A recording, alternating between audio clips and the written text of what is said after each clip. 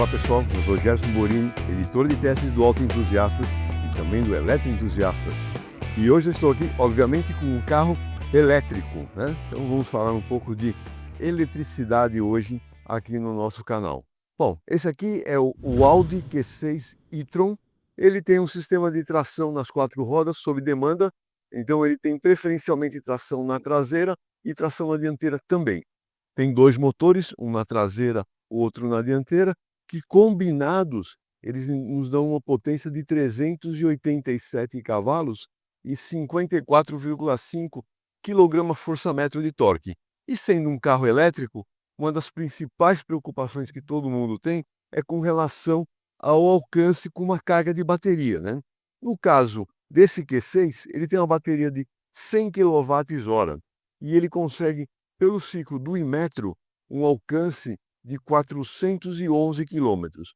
No meu dia a dia, estou usando esse carro já praticamente há uma semana, venho carregando ele todo dia, tenho aquele carregador de 6 kW na minha casa, tem sido suficiente para eu carregar, viajo para São Paulo, vou, volto, gasto aquelas 60%, 70% da bateria durante um dia de uso, um dia e meio de uso, volto para carregar durante a noite, pela manhã eu tenho a bateria 100% carregada. E ele tem uma coisa bem interessante, ele tem uma porta de carregamento, tanto aqui do lado esquerdo e outra lá do lado direito.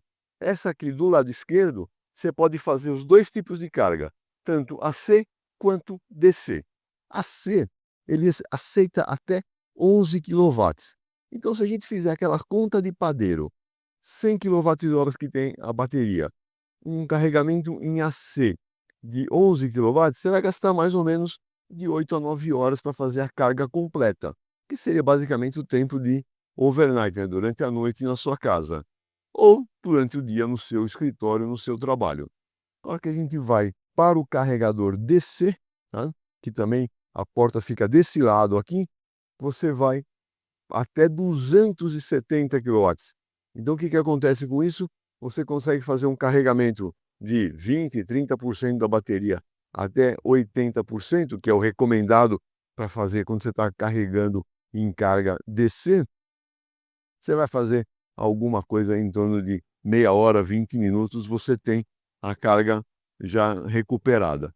É o tempo praticamente de você para tomar um cafezinho. E a porta do outro lado, ela só faz o carregamento AC. Então isso dá um pouco mais de versatilidade na hora de você parar naquelas vagas, né, naquelas vagas de estacionamento ou nos próprios eletropostos que estão cada vez surgindo mais por aí. Apesar de ele ser um SUV do mais conceito, vamos falar assim, no conceito mais tradicional, né, a gente vê que aqui o teto ele tem um leve caimento aqui para a traseira, que dá um estilo legal para o veículo. Bom, toda essa parte de quadro de janelas aqui, de portas, tudo mais, todas as molduras, os frisos, são nesse preto brilhante, tá? Ou seja, eles eliminaram bastante a parte de cromado nessa parte aqui, mesmo a barra longitudinal do teto. Ele tem um teto solar panorâmico, que abre aqui a parte frontal, e tem esses detalhes em preto brilhante também, tanto no teto quanto na capa do espelho retrovisor e essa outra moldura aqui embaixo, né? Então o cromado basicamente ficou para as rodas, né? Elas que acabam dando esse destaque a mais no veículo. A parte de iluminação, como todo carro elétrico basicamente, é totalmente em LED. Ele tem aquele sistema também de abertura automática do porta-malas, esse defletor aqui que também é tradição praticamente em todos os SUVs e hatches hoje em dia. É um desenho bacana, eu gostei muito dessa linha, desse ângulo de visão desse carro aqui. Gostei até mais olhando por esse ângulo aqui do que olhando pela frente. Mas eu não estou dizendo que a frente é feia, né? Muito pelo contrário. Ela tem aquele DNA de Audi mesmo, bem pronunciada, essa iluminação com 2 blocos óticos aqui na frente, passagem de ar pelas laterais aqui. Opa, não, isso aqui não é uma passagem de ar, isso aqui é uma passagem de ar falsa, né? Ou a passagem de ar mesmo principal está aqui nessa parte inferior, onde você tem também uma grade ativa, ou seja, quando precisa de fluxo, ela abre, quando não precisa, ela fecha. e essa grade superior, ela basicamente é só uma grade de desenho, ela não tem passagem de ar por aqui, mesmo porque não precisa, porque para resfriar baterias de sistema elétrico, esse fluxo de ar aqui embaixo é mais do que suficiente. E olhando a parte de rodas e pneus, a gente vê que aqui na traseira utiliza um 285/40/21 e o freio a disco ali na traseira, ele é ventilado. Aqui na dianteira, o pneu é um 255/45, também diâmetro 21, né? Agora, uma coisa que preocupa bastante esse carro é o seguinte, eu vou mostrar aqui num outro ângulo. A gente vê aqui, ó, na dianteira, o pneu, ele protege muito pouco o aro, ou seja, qualquer encostadinha numa sarjeta mal alinhada, que é uma coisa muito comum de a gente ver no Brasil, ele acaba interferindo a roda também, não somente o pneu. Já no pneu traseiro, por ser um pouquinho mais largo, também utiliza a mesma roda, ele acaba dando uma proteção um pouco maior para a roda, ainda que mesmo assim seja uma proteção pequena, né? Poderia ser um pouco melhor. Dando já uma olhada aqui como que é a parte interna do veículo, na parte traseira, a gente vê que, por não ter um túnel elevado aqui no assoalho, seria mais fácil acomodar 3 passageiros. Mas o desenho do banco é aquele que a gente já conhece, né? Ele preferencia para 2 passageiros e o limite para as pernas aqui é um pouquinho, vamos falar assim, apertado. Se bem que esse banco dianteiro aqui, quando a gente sai da posição de dirigir, ele recua totalmente para trás para facilitar a saída do motorista. Então esse espaço que a gente está vendo aqui não é o espaço mesmo de quando eu estou dirigindo, por exemplo. Seria mais aquele espaço do banco do lado direito, né? Bom, e o porta-mala tem abertura elétrica, abertura e fechamento, tem essa capa de cobertura, tem um volume muito bom aqui, é bem grande mesmo. Obviamente, como todo carro elétrico também, a gente não tem um step, a gente tem aqui o kit de reparo. Desse lado aqui está um subwoofer, que faz com que o som desse carro aqui seja uma coisa assim espetacular. E o fechamento, obviamente, também elétrico, com iluminação ali dentro do porta-mala. Agora, o grande destaque mesmo desse carro está, obviamente, aqui no conforto dos bancos dianteiros, na posição de dirigir, bancos com regulagem elétrica, um painel, né, um quadro de instrumento totalmente integrado ali. No painel de portas, eles fizeram uma coisa bem diferente, uma série de comandos de luzes, inclusive, né, de iluminação. Muito bom, agora que a gente já conheceu um pouco pelo lado de fora, algumas das principais características desse carro, vamos dar uma volta, vamos até o posto primeiro, fazer aquela verificação por baixo, conhecer como que são os sistemas de suspensão dianteira e traseira, e depois a gente se avalia ele completo. Mas antes disso, deixa eu mostrar alguns detalhes que a gente tem aqui na parte dianteira, na parte de comandos, né? Primeiro, a parte de volante. Eu achei um volante muito agradável esse daqui, uma pega muito boa, bem firme. Então ele tem uma volta, duas e praticamente meia, 2 voltas e um terço aqui de batente a batente. Tem ajuste de altura e de distância. O ajuste dos bancos, o ajuste que você faz no veículo inteiro, você tem como salvar aqui em 2 posições.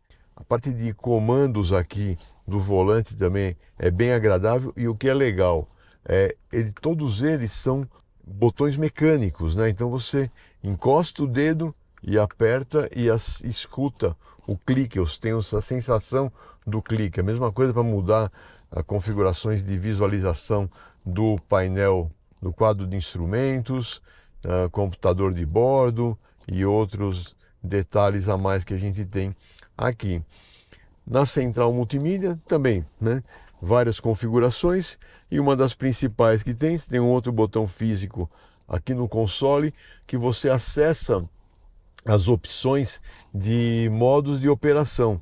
Então aqui eu posso selecionar o individual, dinâmico, conforto, eficiência, off-road plus, ou seja, ele modifica até a parte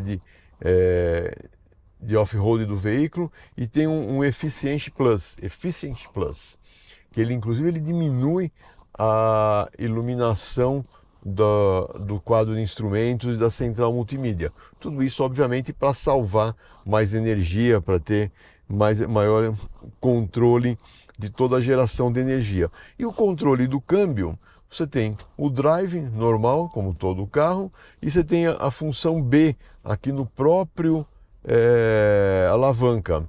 Então a função B é aquela de você dirigir praticamente com um pedal só com o pedal do acelerador. Mas tem um detalhe bem interessante desse carro, que são as borboletas atrás do volante.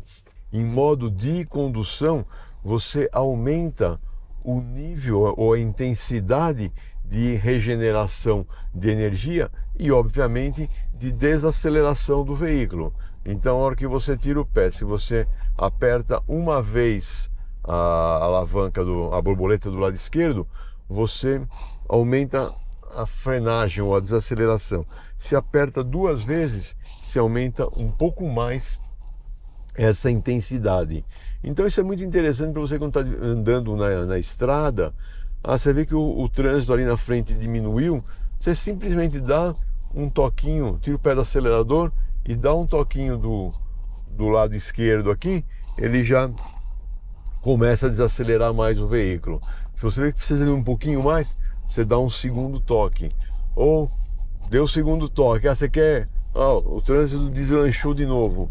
Pela borboleta do lado direito, você volta a colocar o nível para trás, né? Então você tem, são três níveis, 0, 1 e 2. E pela borboleta do lado direito, você sabe, 2, 1 e 0. Outra coisa que é bem intuitiva é justamente essa central multimídia. É fácil de você chegar aqui, conectar teu celular e fazer ele funcionar por espelhamento sem fio. Bom, pegando esse trechinho aqui de paralelepípedo, enquanto estamos indo lá para o posto, a gente já vê a parte de aspereza. É um carro da Audi, a gente já está acostumado com os carros da Audi, que eles têm uma suspensão um pouco mais firme, né, em termos de ajuste. Então ele é um carro, não é um carro totalmente solto que roda liso. Ele tem um controle de suspensão bem forte, bem controlado, vamos falar assim. E isso aí também ajuda, obviamente, na parte de estabilidade, que é uma coisa que a Audi gosta de oferecer para os seus clientes. E se você tem uma fazenda, uma chácara, precisa ir com o carro no final de semana, a gente vê que ele passa bem também. Não é um carro ruim de passar nesses trechos, não. Bem, pessoal, hoje nós vamos dar aquela olhada por baixo do Audi Q6 e-tron e vamos ver algumas coisas interessantes que ele tem. Bom, primeira coisa, apesar dele ser um carro alto, a gente vê que já tem algumas raspadas aqui nessa parte frontal, porque se a gente olhar aqui pelo lado, a gente vai entender a frente desse carro, ela é bem pronunciada aqui em relação ao eixo da roda, né? Então isso, dependendo da depressão, pode causar algum contato. Mas olha que detalhe interessante, aqui na entrada de ar frontal, nessa parte inferior, você vê que ela está fechada e ela abre quando precisa, obviamente, de fluxo de ar, e o fluxo de ar ele sai aqui pela parte baixa do motor. Inclusive tem aqui um ventilador que faz essa puxada de ar, né? E aquele fechamento por baixo do carro totalmente plano, facilitando bastante, né? Ajudando bastante a parte de aerodinâmica. E vamos dar uma olhadinha na suspensão dianteira. A gente vê que ela é do tipo McPherson, né? Opa, perdão, não é McPherson não, gente, olha só, lá em cima tem um segundo braço de controle. Então ela é aquele tipo de dois braços sobrepostos. Então aqui um triângulo inferior, e esse triângulo é feito com dois articuladores aqui junto da manga de eixo, tem a barra anti-rolagem aqui, bem robusto também. A gente vê a semi-árvore da parte da tração dianteira, e você vê que são vários componentes em alumínio, e aqui na parte traseira o mesmo conceito, né? Então a gente vê aqui, ela tem fechamento total aqui, e a suspensão, ela é multibraços. A gente vê aqui, esse braço inferior tem inclusive essa peça plástica para melhorar o fluxo de ar nessa região. Molas helicoidais também aqui na traseira, multibraço, aqui a barra anti-rolagem, e também peças de alumínio ali na parte de manga de eixo e outros componentes, até um outro braço ali que também é feito de alumínio. Então, isso tudo para melhorar um pouco a parte de peso do veículo e, logicamente, o desempenho. Afinal de contas, quando você tem um carro com a massa não suspensa menor, né, você consegue melhor resultado de desempenho, de suspensão, de conforto. É muito mais fácil de calibrar. E aqui no para-choque traseiro, a gente vê essa abertura, que é justamente onde você pode colocar o sistema de engate de reboque traseiro. Muito bem, estamos de volta aqui na pista. Agora que a gente já viu o carro por baixo também, já viu como que são as suspensões dianteira e traseira. O preço dele, que eu não comentei ainda com vocês, na casa de 530 mil reais. Esse é o que está no website da marca. Tem bastante tecnologia, a gente vê tração nos dois eixos, né, eixo dianteiro e eixo traseiro, por demanda.